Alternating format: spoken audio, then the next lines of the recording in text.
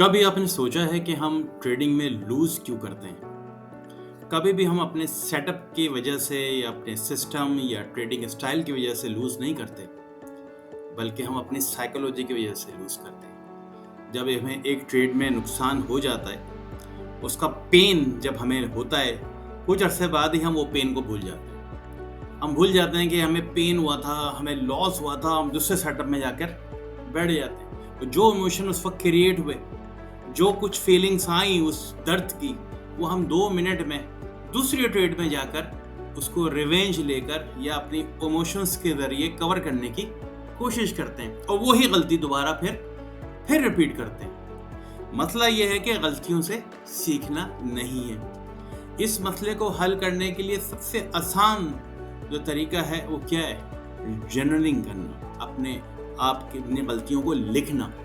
कभी सोचा हमने हम गलतियाँ क्यों कर रहे हैं? हमारी फीलिंग्स क्या थी जब इस सेटअप के अंदर हम बैठ रहे थे? क्या हम रिवेंज के लिए आ रहे थे? क्या हमारे इमोशंस इतने हाई थे कि हमें ट्रेड में बैठना पड़ा? या एक्साइटमेंट के ज़रिए के इमोशंस में थे हम? या फन कर रहे थे हम? हमारे सेटअप क्या पूरा बना हुआ था?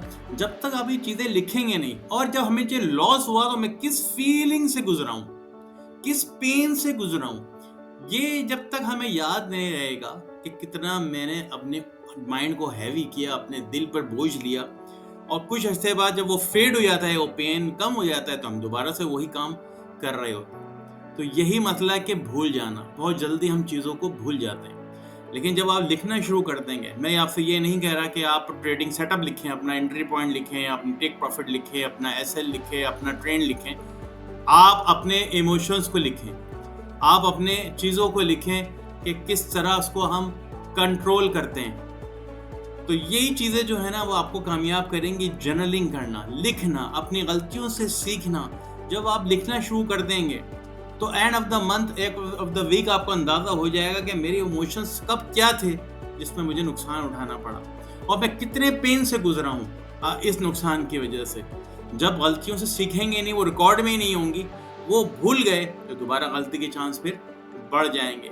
तो अपनी गलतियों को लिखकर उनसे सीखें और फिर आप अपनी क्वालिटी ऑफ ट्रेड्स पे जाएंगे तो आपको अच्छे रिजल्ट्स मिलना शुरू हो जाएंगे। लेकिन भूल जाएंगे, दूसरे सेटअप में चले जाएंगे, फिर से वही गलती रिपीट करेंगे तो आप वहीं खड़े रहेंगे जहां पर खड़े रहते हैं। I think I have pass my message to you clearly. इंशाल्लाह will see you in the next video.